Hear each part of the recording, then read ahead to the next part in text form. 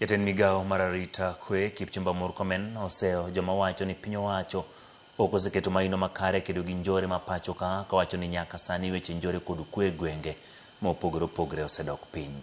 MURKOMEN bende osemo kuom kweth maketo piny owacho tesre mawacho ni ema nyayo weche njore e romo mag siasa.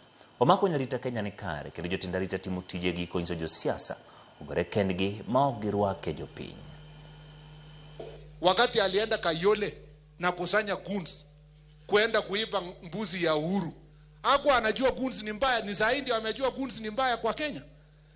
Now he is trying to create a crisis in the country that there is a crisis of goonism. No, there is no crisis in Kenya.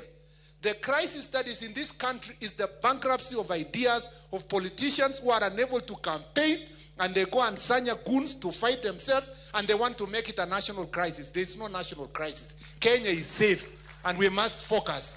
Hii kitu ya sayote you expect it. Nimeona watu ati, oh, MURKOMEN has not talked about goons. Has not talked about goons. If this goons was a problem of common mwananchi, I could say it.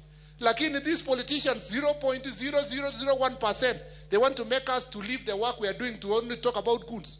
Please stop that conversation. The IG is doing his job. PS is doing his job. I'm doing my job. Kenya is safe.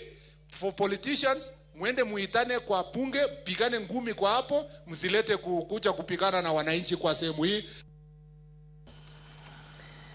Jatend bura mar People's Party of Kenya Dini Nyoro omedo duonde wach mar medruok e tulo kod njore mag siasa